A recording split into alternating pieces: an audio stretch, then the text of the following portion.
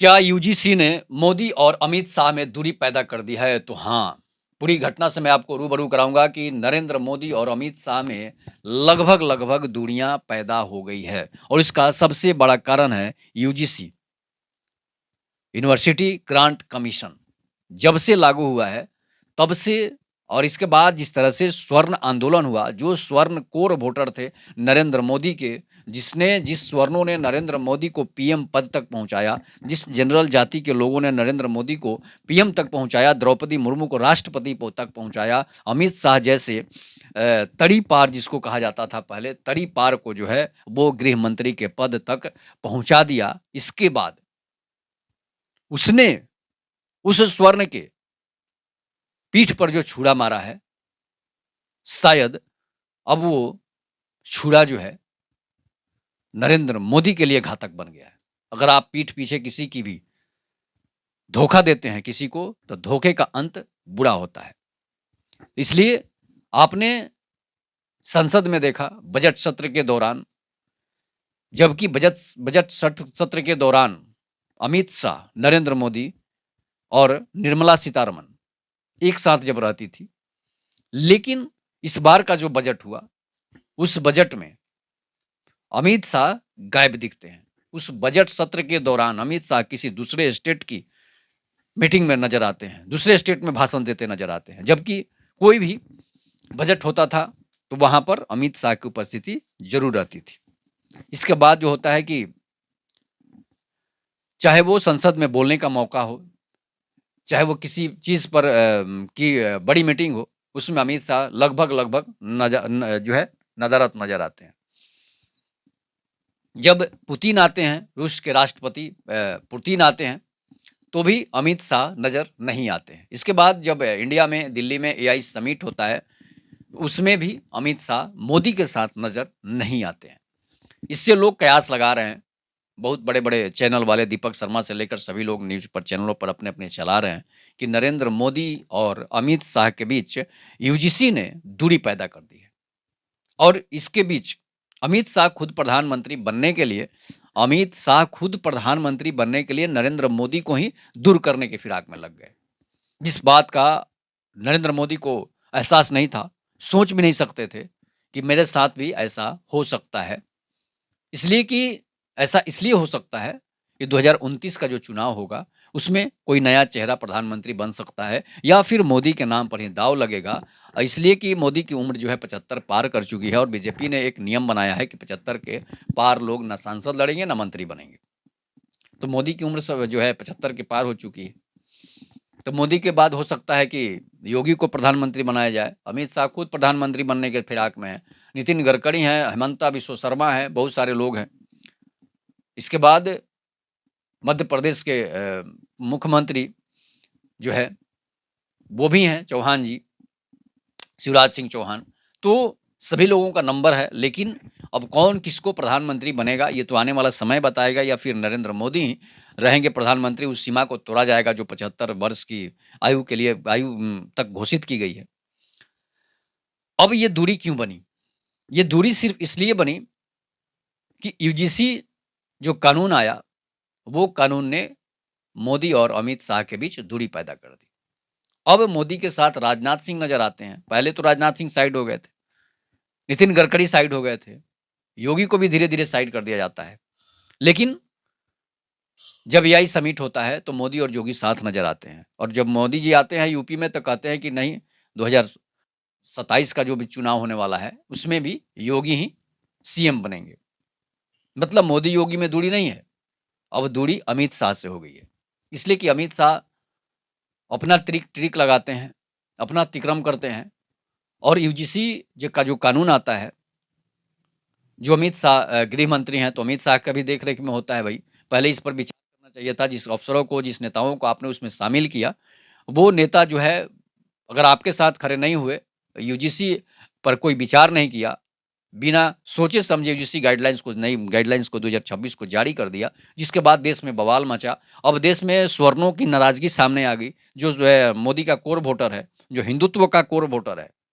उसके बाद क्या होता है कि अब जब यूजीसी का रोल बैक हुआ, उसे स्टे लगाया गया सुप्रीम कोर्ट के द्वारा, अब जो दलित और पिछड़ा ओबीसी वर्ग है, वो सड़कों पर आ जाता है, तो समझ लीजिए कि अब ये यूजीसी मोदी के गले की हड्डी बन जाती है। जो नियम पहले से चल रहा था, उसमें छेड़छाड़ी कोई करने की ज़रूरत ही नहीं थी, उससे कोई मतलब ही नहीं था। उसमें 1-2 जातियों को और हो सकता है जो कमज़ोर जातियाँ थी, उसको जोड़ लेते। लेकिन जो मजबूत जातियाँ हैं, आज संविधान में सामंतवादी जातियाँ जो है, जिसको नव सामंतवादी बोलते हैं, बड़ी-बड़ी जातियाँ हैं, जो दबंग बन चुकी हैं, उनको भी आप इसमें जोड़ लेते हैं और जो कमज़ोर जातियाँ हैं, उनको अलग कर देते हैं। तो समझिए कि आपका भला कैसे होगा? आप किसी का भला नहीं सोचिएगा, तो आपका भला निश्चित नहीं होगा। और वही हाल अमित शाह और नरेंद्र मोदी के साथ हो जाता है। जोगी को 2027 में हराने की फिराक में ये लोग यूजीसी ला देते हैं कि हमें पिछड़ा, अति पिछड़ा वोट मिल जाएगा और इसके बाद स्वर्ण की नाराज़गी यूजीसी से हो ही जाएगी, तो जोगी को वो लोग वोट ही नहीं करेंगे।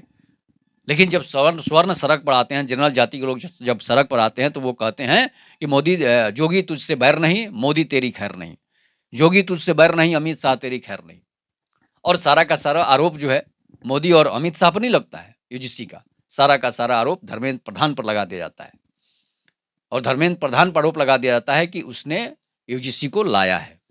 अब धर्मेंद्र प्रधान पर को लोग गालियां देना शुरू कर देते हैं। मोदी को इस तरह से मानने वाले लोग, हिंदू हृदय सम्राट, हर हर मोदी, घर घर मोदी करने वाले लोग, मोदी को तेली बनिया तक कह देते हैं। तो सोच लीजिए कि जिस तरह से आप अपने पैरों पर कुल्हाड़ी मारे हैं, खुद अपने पैरों पर कुल्हाड़ी मारे हैं। अगर आप घर के आगे कुआं खोदेंगे तो आप ही गिरेंगे। जिस डाली पर बैठेंगे उस डाली को काटेंगे तो कालिदास की तरह आप ही गिरेंगे। और नरेंद्र मोदी, अमित शाह ने ये काम कर दिया। अमित शाह ने ये काम ऐसा किया, साइलेंट किलर के रूप में काम कर रहा था, लेकिन वो साइलेंट किलिंग रहा नहीं और वो सड़कों पर हंगामा करते नजर आया। सोचा कि भाई ये चीज़ लागू कर देंगे तो स्वर्ण जो है आंदोलन करके क्या करेंगे। लेकिन जिस तरह से स्वर्ण आंदोलन हुआ, उस तरह से शायद आपातकाल में भी आंदोलन नहीं हुआ था और जयप्रकाश नारायण के समय भी आंदोलन नहीं हुआ था। ये आंदोलन ऐसा बड़ा हो गया।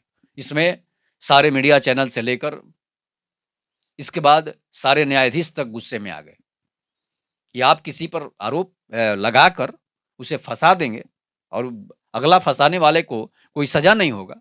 ऐसा इस देश में 2 तरह का संविधान नहीं चल सकता है। एक तो पहले से ही कांग्रेस ने 2 तरह का संविधान बना दिया है। हिंदू के लिए अलग संविधान बना दिया है, मुस्लिमों के लिए अलग संविधान बना दिया है। एक देश एक कानून लागू करने की बात आप करते हैं, जातिवाद मिटाने की आप बात करते हैं, हिंदुत्ववाद और हिंदू राष्ट्र की बात करते हैं। आप जो हिंदू राष्ट्र का मुख्य वोटर है, जो हिंदू राष्ट्र का मुख्य नायक है, उसे ही आप अलग कर रहे हैं, उसे ही आप तोड़ रहे हैं। एक तरफ कहते हैं कि बँटोगे तो कटोगे, दूसरी तरफ आप बाँटने की बात कर रहे हैं। फिर तो आप जातिवाद को बढ़ावा दे रहे हैं। जिस वजह से स्वर्णों की नाराज़गी ने मोदी और अमित शाह की दूरी बढ़ा दी है। इसके बाद अभी तक 4-5 दिन जो भी कार्यक्रम हुए हैं, नरेंद्र मोदी और अमित शाह की दूरी नज़र आई। चाहे वो राष्ट्रपति पुतिन का आना हो, अमित शाह कभी कश्मीर में भाषण देते नज़र आते हैं, तो कभी असम में भाषण देते नज़र आते हैं, तो कभी किसी और प्रदेश में नज़र आते हैं, कभी उत्तराखंड उनको भेज दिया जाता है, कभी बस्तर के जंगलों में घूमते नज़र आते हैं। मतलब कि साफ है कि अब अमित शाह और नरेंद्र मोदी में दूरियां बढ़ गई है और ये सब बिना पूछे नरेंद्र मोदी के बिना, उनकी आज्ञा के बिना, उनको बिना दिखाए जो यूजीसी रोल किया गया, यूजीसी जो लाया गया, जिसकी वजह सबसे बड़ी वजह बनी और इस कला की सबसे बड़ी वजह सिर्फ और सिर्फ यूजीसी बनी। और यूजीसी ने आज बीजेपी को 2 धर्मों में बांट दिया है, गुजरात लॉबी और पूर्वी भारत लॉबी, उत्तर भारत लॉबी। ये इसमें तोड़ रहा है। गुजरात लॉबी चाहती है कि अमित शाह प्रधानमंत्री बने या फिर नरेंद्र मोदी प्रधानमंत्री बने, लेकिन जो योगी की टीम है, वो चाहती है कि योगी बने और इसी में लड़ाई चल रहा है। मतलब कि बीजेपी में टूट अब होने वाली है और बीजेपी में सबसे बड़ी टूट का कारण सिर्फ और सिर्फ एक ही आदमी पर अधिकतर लोग कह रहे हैं, वो है अमित शाह। वो है धर्मेंद्र प्रधान पर आरोप लग रहा है, लेकिन इसका मुख्य साजिशकर्ता जो है वो अमित शाह ही है, जिस वजह से जो है आज स्वर्ण नाराज चल रहे हैं। अगर ये कानून आता, यूजीसी कानून आता, कोई दिक्कत नहीं था। उस कानून में जो फर्जी केस करे उस पर सजा का प्रावधान जो था, उस पर जुर्माना का जो प्रावधान था, उसको आपने क्यों हटाया? उसको आप नहीं हटाते तो शायद आज इतना बड़ा महा आंदोलन आपको देखने को नहीं मिलता। अब कोई यूजीसी के विरोध में है, अब यूजीसी के सपोर्ट में भी लोग निकल रहे हैं। जो लोग आपको वोट नहीं करते, वो यूजीसी का सपोर्ट कर रहे हैं। जो जातियाँ आपको वोट नहीं देती है कभी, वो अपने ही जाति को वोट देती है, वो जातियाँ यूजीसी के नाम पर नरेंद्र मोदी की वाहवाही कर रही है, लेकिन वो जातियाँ आज भी नरेंद्र मोदी को वोट नहीं करेगा। वो आज भी जातियाँ जो है वो बीजेपी को वोट नहीं करेगा। लेकिन उसके लिए आपने जो कानून ला दिया कि हमें वोट मिलेगा, तो शायद वो आपका ड्रीम है, वो आपका सपना है, वो कभी आपको वोट नहीं करेगा। जो आपका वोटर है वही आपको वोट करेगा, जो आपका वोटर नहीं है वो आपका वोट नहीं करेगा। तो इस पर आप लोग अपनी प्रतिक्रिया ज़रूर दीजिएगा। तब तक के लिए नमस्कार। जय हिंद, जय भारत, जय श्री राम।